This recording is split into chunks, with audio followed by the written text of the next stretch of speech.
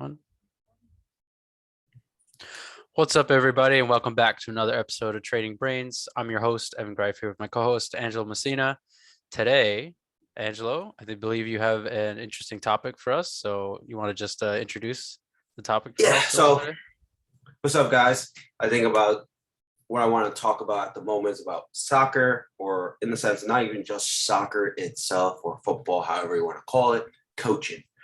And I've been coaching for a couple of years now, probably about 3-ish years, from either training little kids now to coaching high school. And I want to talk about like the little things that had been changed over the years, especially in the United States. So one thing about coaching, and I think the biggest flaw about from players to being a coach is you're not physically in the game anymore. So now you are trying to preach your philosophy or your tactics onto players, and not just one or two, a whole team of them plus the bench. And then you coach multiple teams the same way. So before we go diving in, I want to talk about the little experience of trying to coach with other coaches as well, because that's what's going on in my mind at the moment. Because coaching is great. I love talk about more tactical, because you could coach little kids, you could coach teenagers, and then adults. I feel like little kids, more you are talking about touches, trying to get their touch a little bit better than others. And it's all about getting about 200 touches a day, 200 touches in the practice, trying to get their touch as best as they can. Then when they get older, in theory, how it would work, that their touch should be as good as they can be at that age. Of course, this always can get better, but now you're trying to incorporate your tactical on how to play the game. Just for the people listening, could you elaborate on what touch is? Is that like control of the ball? Ball control, yes. Okay. So first touch is more for ball control. It's when the ball is first basically touching your foot at the first time. Mm-hmm. Passing the ball, doing the basics. Because normally you could go and you could actually see in a player, if their touch is good, you know that if he's going to be a good player at this level. Right. At their age, or at the age, or until the age of 18. When you go to college in the United States, I feel like the touch should be ready there. So majority of them would be a good player, especially in the D1 athlete. So here in America, like, you had to get your license, because in the beginning you always have to get your license, but how it was a little bit more expensive. So now they kind of made it a little bit more economical for coaches to grow, because what's going on when you go against European coaches that come overseas, because their license is a lot harder to obtain, but it's cheaper. And people have make careers out of this. So like a lot of people will come and start making an academy. For me, making an academy, I feel like in an academy, it's like kind of grown up from the kids, like from bottom up, like 2-year-olds, 3-year-olds, and all the way up to 18-year-olds. In other words, call it grassroots, which originated in Germany, Dutch, in that region, to talk about, hey, let's start from the beginning. Let's start from the seeds and trying to grow in theory that they can be professionals. So a couple of things that I'm thinking about coaching was trying to get my license. So right now I currently own my e-license from the previous pyramid that they had, the scale. With the scale that they have, it went from F, E, D, C, B, A. And then now they kind of cut it, they kind of infused E into grassroots, then D, C, B, A youth, and then A pro or A senior. And then you have your pro courses of different stuff. Plus you could define yourself like, hey, I just want to be a goalie coach. So you could get your B license in goalie, and then B license or A license also in goalkeeper. But you have to go. It's kind of flexible. Yeah, it's kind of flexible, but like, one, it's all about the money too. So if you can find a program that can host you, so you could go and then they can actually pay for stuff. So like how I look at it, like at my current age, there's coaches around probably a little bit older than me coaching right Mhm. now, professionally. And I feel like that's like you're under the hot seat. While for me, I think I want to coach about anywhere from high school or like a not like a semi, like not like even like a semi-pro, but like an amateur kind of like still there player that wants to go pro, but it's like the step that it's a couple of steps down. Mhm. Mhm. So When is it? When is it really that it happens for players? Like, of course, the star athletes, maybe it's different, but in general, what is the timeline like for players that go pro? Like, do they get scouted from high school? Do they get scouted from university or? so if you're talking about this is a loaded question, and more when I say that because if you're talking about in the US, you get scouted from academies to play in their academy or you try out. Mhm. And depending on the high school, some high school will recruit people. So that's right there, high school. And then colleges will recruit high school kids, but not during high school, during their club teams or travel teams. Mhm. And they go to a college showcase to showcase their skills. Right. Right. And then college in the MLS or the American Soccer League, the major soccer league, they'll do a whole draft system. So like MLL scouts will go to these D1 games and scout their players and then pick them in a fashion order. So you have that. Um, let's see about that a little bit different in Europe or maybe a little bit different in Japan as well. Like, yeah, you have university soccer, but that's not like, oh, I'm going to play university soccer. When you say that to a European, they'd be like, why? Like that like you just want to play and then you're done. It's kind of like your like last step. So normally in Italy, they always have these academies. You're growing up, you're growing up, you're growing up. Then you get scouted at an early age because all these professional teams have their own academy. Okay. Now in the US just started to do their academy system. And is that, do you feel that that's kind of why they've redone the coaching system? Because you said earlier that they merged what Ian They merged Tiffany to. more for so more coaches can be more players can become coaches. They basically want it to be a little bit more fluid and easier so people can, if you are very like good at your job and very passionate and you want to be a license so you can hold your academy and whatever, you can move up in the ranks real quick. Mm. But right now since COVID, which is the problem right now trying to select, and it's all about availability. So like right now I'm going for my D license, and the earliest one was actually August 17th, so last month. But then the one before that was April 28th. So you look at it, it costs about $400 for a D license. And you do about 2 in-person field meetings and virtual meetings. And that will go from August to December 7th. So what, 2-3 months, give or take? So when you're looking at this, and there's multiple things you have to do. So of course, just talk about 1 hour meetings, and it goes from multiple weekly seminars. And then you have a location of one day in person talking about whatever you want to talk about. And you could go from, and then basically you have to show your plan to the instructors, and then they give you pass or you fail. So when you say give your plan, you mean your plan as a coach, your plan to become a coach, or your plan, let's your say plan of they give you a training. setup of a match, right? And they say, Yeah. okay, so this is going on in the match right now.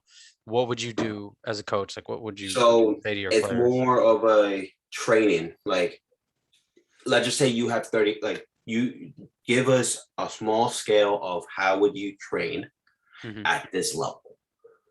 And basically you have to create this plan, and depending on how many coaches you have, you actually go through the motion. Okay. And you are the head coach. And kind of like, hey, I want you, let's just say you do a small passing drill just to warm up. So you like pass it along to each other. So it's like 1-2, like you pass it like first time, like you pass the ball. The moment the ball comes to you, you kind of like ping it back to them. Like you don't want it anymore. So you constantly go back and forth. Then you want to switch it, or you go wide. And then you could go, and then it's like, okay, after that, then go like kind of like a progression. Like you learn the basic of the drill, and then you kind of go and make it a little bit more complex for your kids and trying to understand on how you want them. I think how you want them to execute them.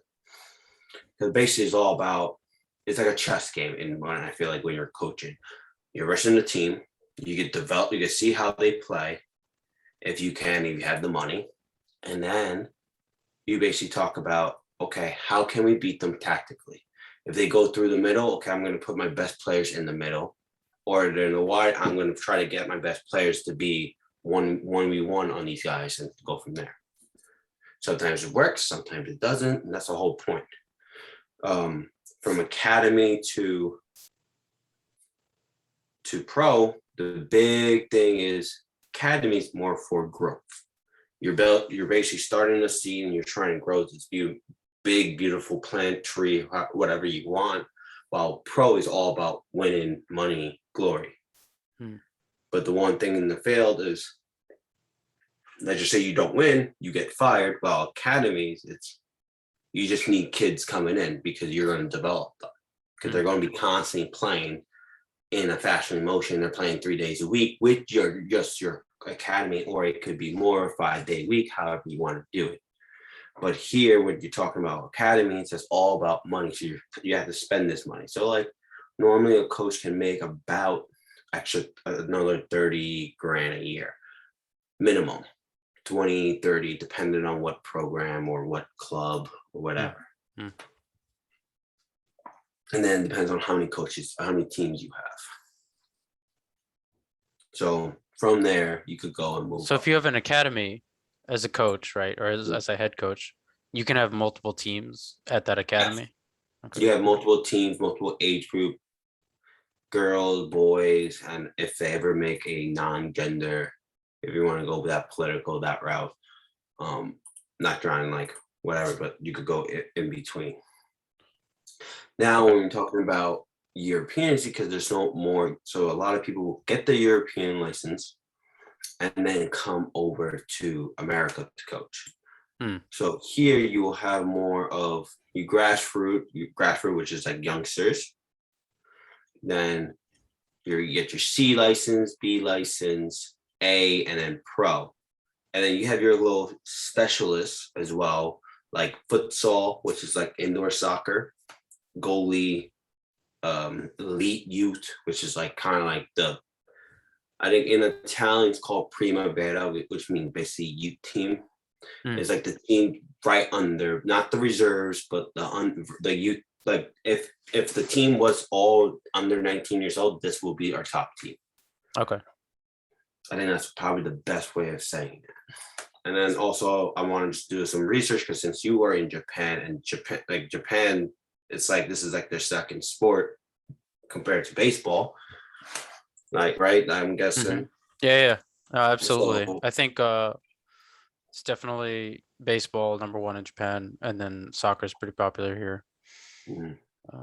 So then here they have the official kid leaders, which is basically any player on the age of 10, C and D, or D and C, B, A, and then F, S, as in Sally.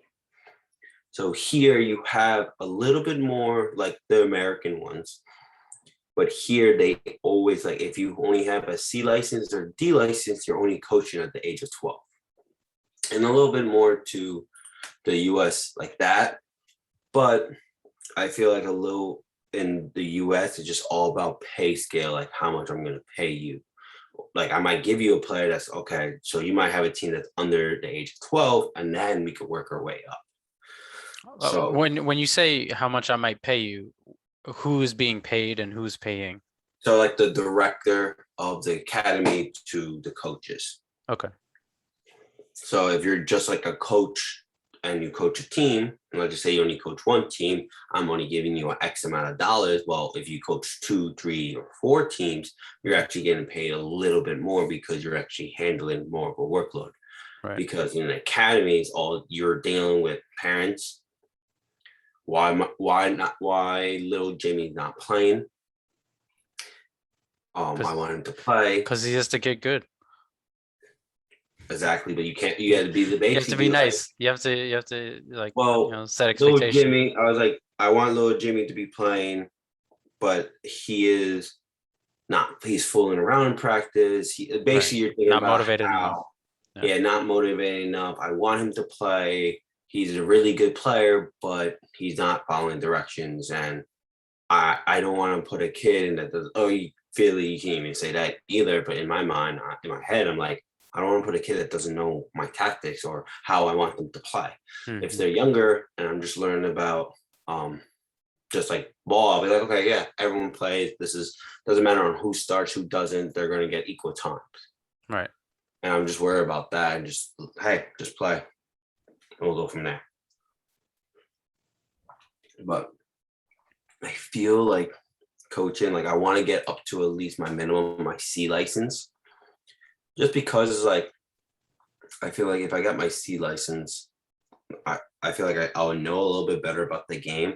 Plus, at the level that I want to teach, C license is perfect. Because I get into, I think, B license. I think now when I'm looking about it, I think B license under 23 or professional or senior team. So seniors, you can start coaching adults at the age of the B license in America. But the cost dramatically increased from 2,500 in the B to it says vary. So I think it's about 1,000, a grand. Okay. For B license? For your C license, about a For grand. C license. B license, as in boy, 2,500. Mm-hmm. And then A license is like is what, 3,500. Okay. Yeah, but like the D license is about it varies. He says it varied, but the one I was just looking at was about 400. So 400, 500. Okay. Okay, when you just look at the C license, sorry, 1,700. Oh, all good. Yeah. And you have the papers right in front of you. How does that compare to Europe, right? For the equivalent licenses, like in terms of pricing? Pricing, I don't have it exactly. Like I'm trying to look. Ballpark is right fine. Now. I think it's probably. I could be completely off because I don't have it. I got to do a little bit more research. But like their C license is equivalent to our D license, and you got to do it more like, hey, it's not more like, oh, you need to hit these criteria. Like you need to be coaching about 60 hours of education. You need to have 60 hours. So in order to obtain it, you need to go to this program and kind of like, okay, from now to 60 hours, after the 60 hours, you will get your coaching license because they feel like that is more a experience more than just passing a course and just passing it. Yeah. It says like you need a minimum, or at least for the UEFA B diploma, minimum 6 months coaching experience. Yeah. You need minimum hours education, 120 hours. But like, yeah. So like here, like you have your, like, I'm going to go from D license, right? Which you're looking at it. You need to take some courses. It says like to register for USD license candidate, it's introduction to grassroots soccer, 11v11 in person, and it says like one additional in person or one online, because since it's COVID and kind of like shut everything down, or in introduction to coaching, which I have, which is basically like a video module, as well as owning the United States Soccer Federation e-license, which I have.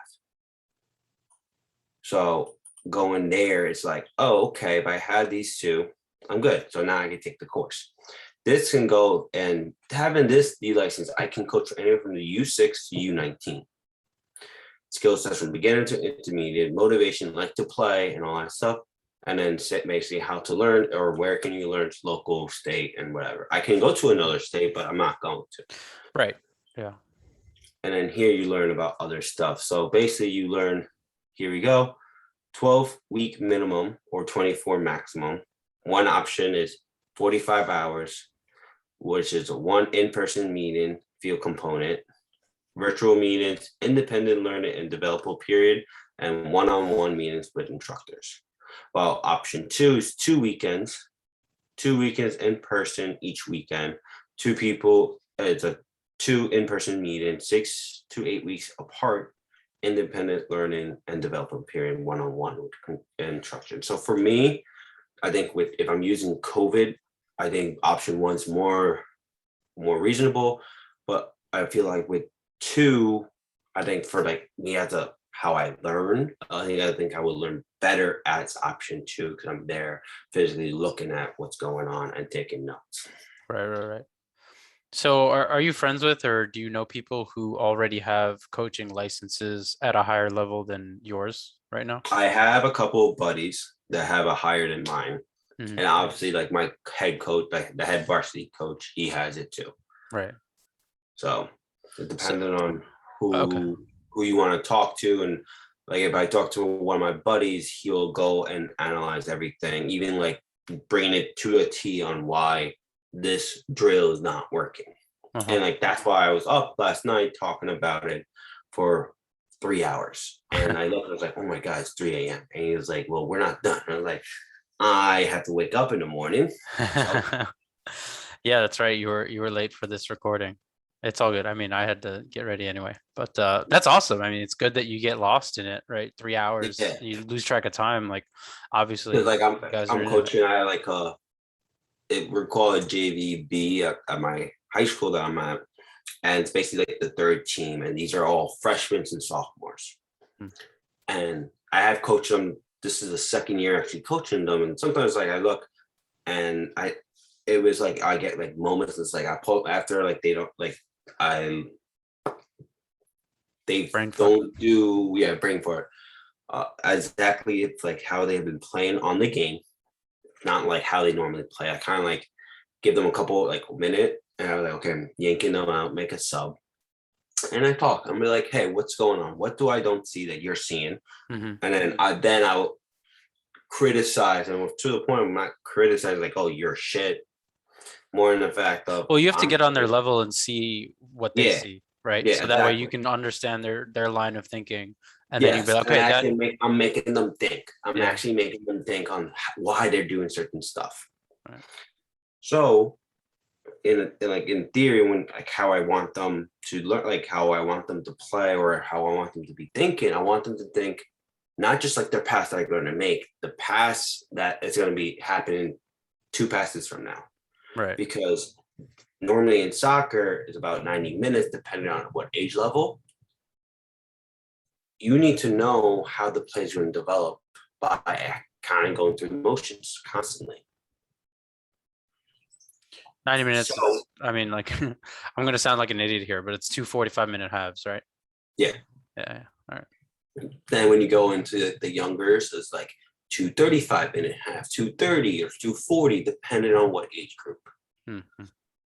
So I feel like with the tactically how that works out, how I want it, like you have a long game, and if a player's doing bad in 5 minutes, he might have bad warm up, he might pull something, or legitimate, he's not like in it to win it. So you I kind of give them like a little bit motivational, kind of like, okay, I know you can do better. What's going on? What do I don't see?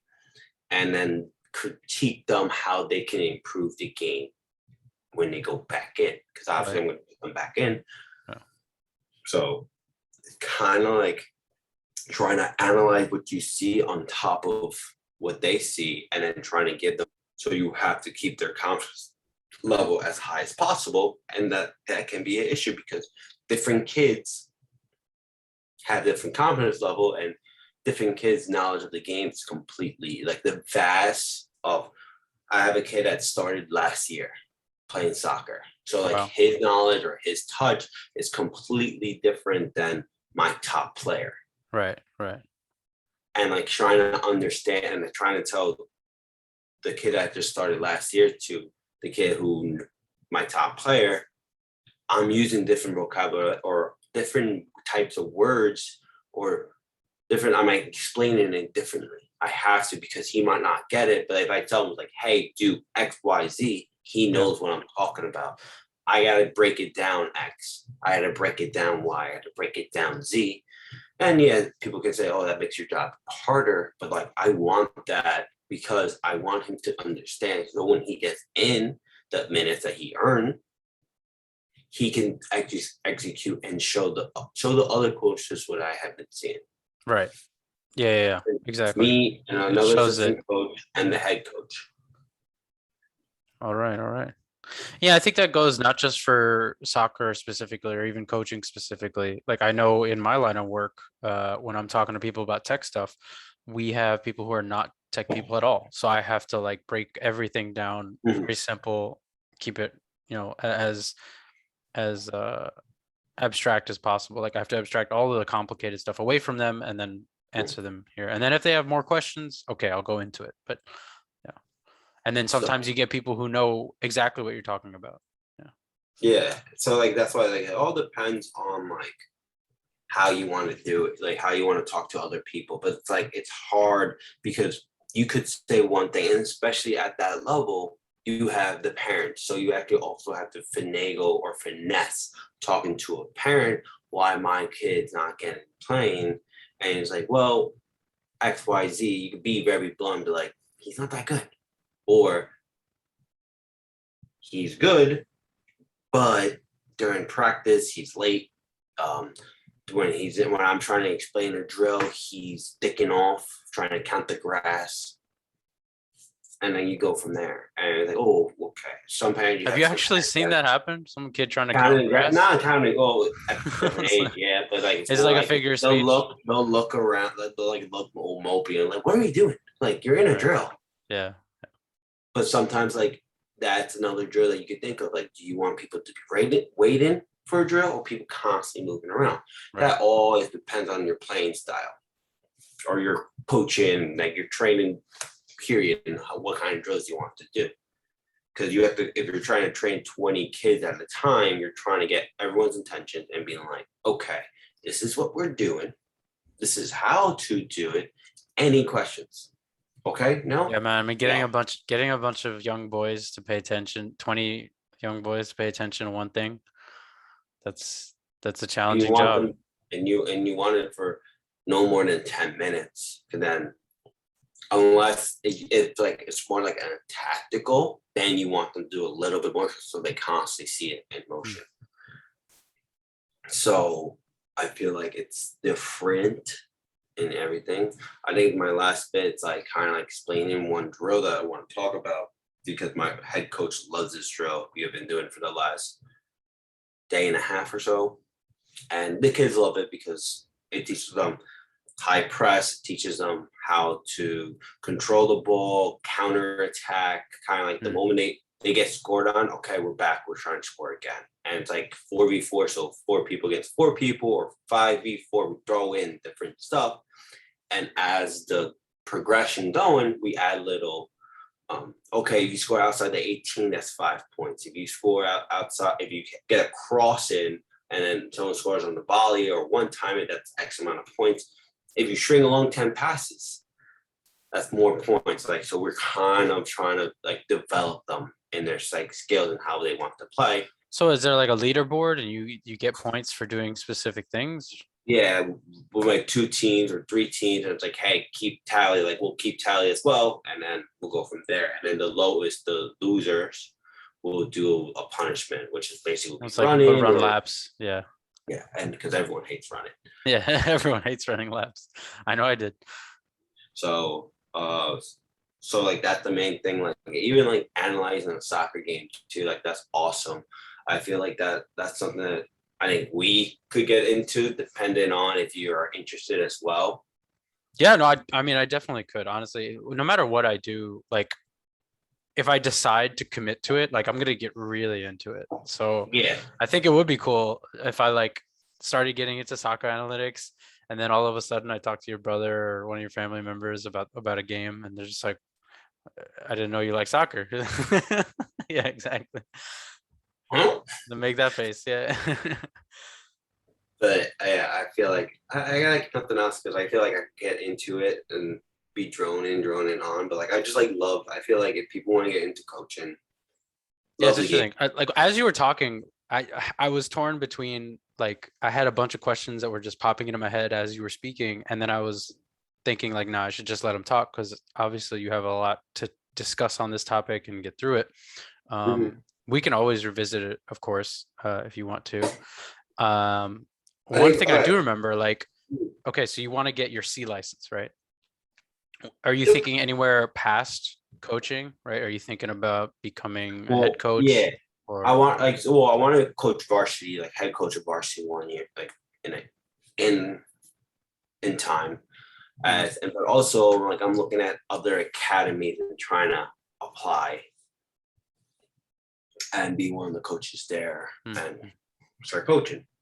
Um, so so I want to know how to go about it.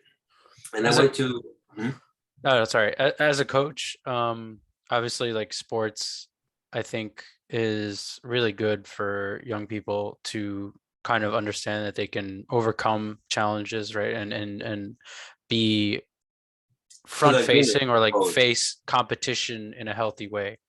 Mhm. Um, but are there any times where you are like teaching kids not only about soccer, but like other life lessons, or like do kids say come and talk to you if they have like something on not soccer related?